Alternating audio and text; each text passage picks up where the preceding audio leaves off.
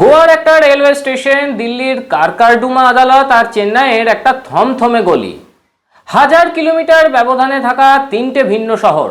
আপাত দৃষ্টিতে কোনোটার সাথে কোনোটারই কোনো যোগাযোগ নেই, কিন্তু বিগত 7 দিনে যদি আপনি জাতীয় খবরগুলোর উপর নজর রেখে থাকেন তবে একটা অদ্ভুত প্যাটার্ন আপনার চোখে পড়তে বাধ্য। এমন কিছু ঘটনা ঘটে চলেছে যা প্রথম দেখায় আলাদা মনে হলেও একটু গভীরে গেলেই বুঝতে পারবেন এদের নেপথ্যে কাজ করছে একই বিপজ্জনক মানসিকতা আর সুনির্দিষ্ট একটা ছক, যা কেবল সংবাদ শিরোনামের আড়ালেই থাকছে না, বরং আমাদের সমাজ ও নিরাপত্তার ভিতকে প্রতিদিন একটু একটু করে নাড়িয়ে দিচ্ছে। আপনি কি সেই অদৃশ্য সুতোটা দেখতে পাচ্ছেন? আসুন আজ এই সত্যটাই একসাথে খুঁজে বের করা যাক। প্রথম ঘটনাটি শুরু হচ্ছে রাজস্থানের জনজাতি এলাকা থেকে। বিগত 18 জুলাই গোয়া রেল স্টেশনে এক সজাগ যাত্রীর বুদ্ধিমত্তায় গোয়া পুলিশ রক্ষা করে। 7 জন নিষ্পাপ জনজাতীয় শিশুকে রক্ষা করে পুলিশ, যাদের বয়স মাত্র 7 থেকে 12 বছরের মধ্যে। বিনামূল্যে উচ্চশিক্ষার প্রলোভন দেখিয়ে উদয়পুরের ঝাড়ল তহসিল থেকে তাদের বাস ও ট্রেন মারফত পাঠানো হচ্ছিল তামিলনাড়ুতে। কিন্তু একটু তলিয়ে দেখলেই আসল চিত্রটা পরিষ্কার হয়ে যায়। উদয়পুর থেকে আহমেদাবাদ, আহমেদাবাদ থেকে গোয়া, আর সেখান থেকে তামিলনাড়ু। এই বিশাল রুট কি ব্যবহার হচ্ছে কোনো সাধারণ পাচারের জন্য, নাকি এর পেছনে কাজ করছে সুসংগঠিত খ্রিস্টান ধর্মান্তকারী মাফিয়াদের একটা নেটওয়ার্ক? তদন্তে উঠে আসছে এটা কোনো প্রথম ঘটনা নয়। এমপি ডক্টর মান্নালাল রাওয়াত ইঙ্গিত দিয়েছেন ইতিমধ্যে 15 জনেরও বেশি শিশুকে একইভাবে গায়েব করে দেওয়া হয়েছে। আরও উদ্বেগের বিষয় হলো এই নেটওয়ার্কের তার নেপাল, ছত্তিশগড়, এমনকি পাকিস্তানের সঙ্গে যুক্ত। আর এই কারণেই আজ এর পেছনেই এনআইএ ও সিবিআই তদন্তের দাবি উঠেছে। একদিকে যখন এই নীরব ধর্মান্তকরণের ছক চলছে, তখন ঠিক একই সময় বিচার ব্যবস্থা আমাদের মনে করিয়ে দিচ্ছে দিল্লির সেই ভয়াবহ স্মৃতির কথা। 2020 সালের উত্তর পূর্ব দিল্লি দাঙ্গার কথা নিশ্চয়ই আপনাদের মনে আছে। ইন্টেলিজেন্স ব্যুরো অঙ্কিত শর্মা, যাকে নৃশংসভাবে হত্যা করে চাঁদবাগ নালায় ফেলে দেওয়া হয়েছিল। ময়না তদন্তে তার শরীরের 51টা গভীর আঘাতের চিহ্ন পাওয়া যায়, নাড়ি ভুঁড়ি বাইরে বেরিয়ে এসেছিল।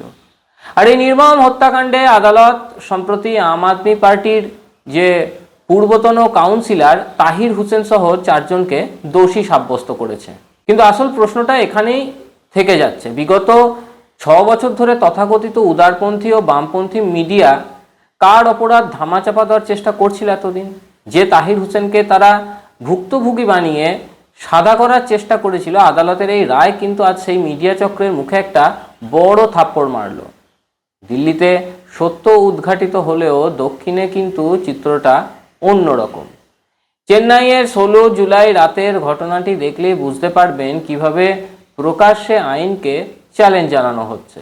হিন্দু মুন্ডানির প্রতিষ্ঠাতা সভাপতি শ্রী শিবাজি যখন পুলিশকে সঙ্গে নিয়ে অবৈধ বাছুর জবাই রুখতে যান, তখন সেখানে প্রায় 200 জনের এক উগ্র মৌলবাদী ভিড় জমা হয়ে যায়। অভিযোগ, পুলিশের সামনেই তাকে মারধর করা হয়, তারপর গাড়ি ছিনিয়ে নেওয়া হয় এবং প্রাণনাশের হুমকি পর্যন্ত দেওয়া হয়।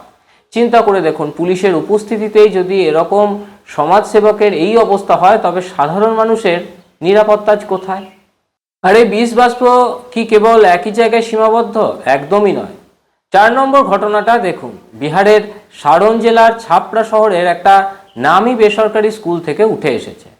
স্কুলের গণিত শিক্ষক ইমাম রাজা তার বিরুদ্ধে অভিযোগ যে এক হিন্দু ছাত্রীকে তিনি দীর্ঘদিন ধরে অশালীন পোশাক পরতে বাধ্য করা, কুপ্রস্তাব দেওয়া এবং মানসিক ও শারীরিকভাবে হেনস্থা করছিলেন।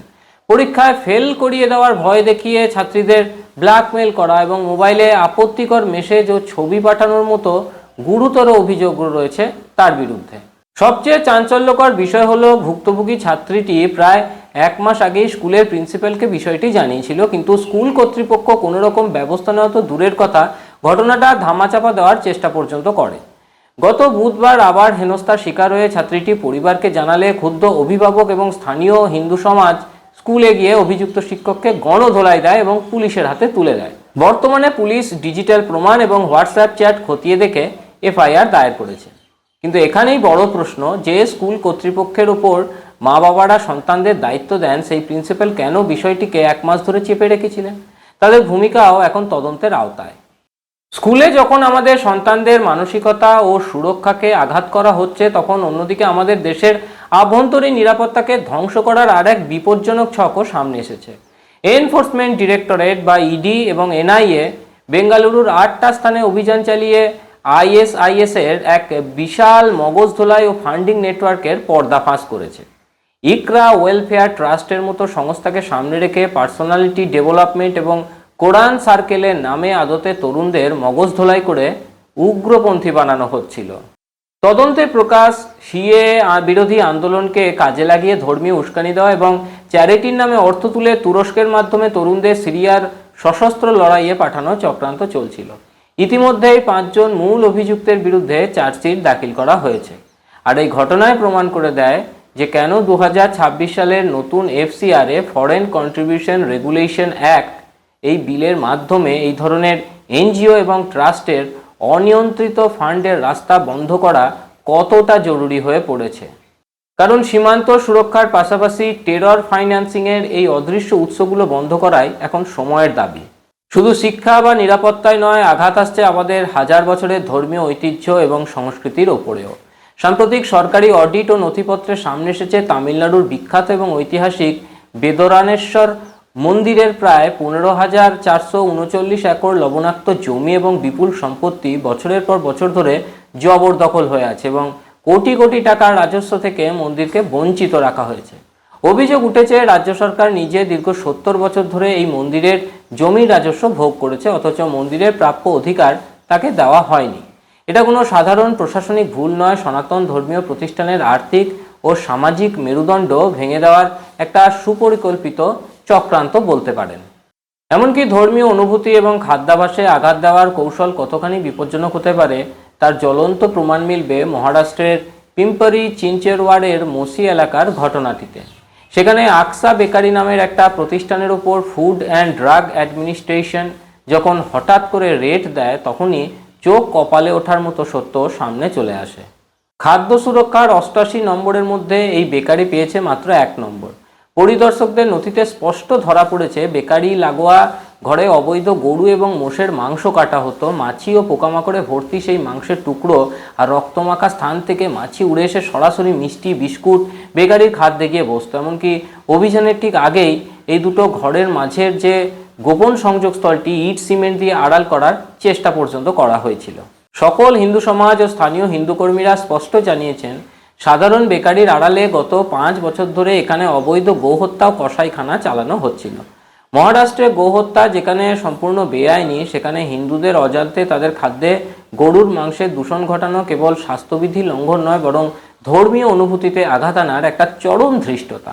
ক্ষোভের মুখে পুলিশ এবং এফডিএ পুরো বেকারি ও কসাইখানা সিল করে দিয়েছে এবং এর রেজিস্ট্রেশন বাতিলের প্রক্রিয়াও শুরু করেছে। বন্ধুরা, যখন আমরা এই প্রতিটা ঘটনাকে আলাদা আলাদা করে দেখি, তখন হয়তো এগুলোকে কেবল একটা সাধারণ অপরাধ বা প্রশাসনিক ব্যর্থতা বলে আপনার মনে হতে পারে, কিন্তু ঘটনাগুলোকে একটা সুতোয় বাঁধলে যে ছবিটা সামনে আসে তা কিন্তু অত্যন্ত উদ্বেগজনক। রাজস্থানে শিশুদের টার্গেট করা, বিহারের শিক্ষাঙ্গনে ছাত্রীর নিরাপত্তা ক্ষুণ্ণ হওয়া, তামিলনাড়ুতে প্রাচীন মন্দিরের দেবত্ব সম্পত্তি বেদখল হয়ে যাওয়া, কিংবা মহারাষ্ট্রে সাধারণ মানুষের অজান্তে খাদ্যে ভেজাল এবং ধর্মীয় অনুভূতিতে আঘাত হানা, এই সমস্ত ঘটনা কি আমাদের প্রশাসনের নজরদারি এবং আইনের কঠোর প্রয়োগ নিয়ে বড় প্রশ্ন তুলে দেয় না? যেখানে আইন ও বিচার সবার জন্য সমান হওয়ার কথা, সেখানে বারবার এই ধরনের ঘটনার পুনরাবৃত্তি আইন শৃঙ্খলা দুর্বলতা এবং এক শ্রেণীর সুবিধাবাদী মানসিকতাকেই উন্মোচিত করে। একজন সচেতন নাগরিক হিসেবে আপনার মতামত কি? প্রশাসনিক এই গাফিলতি এবং উদাসীনতা দূর করতে আর কি পদক্ষেপ করা উচিত? ভিডিওর কমেন্ট সেকশনে আপনার গুরুত্বপূর্ণ মতামত অবশ্যই জানান।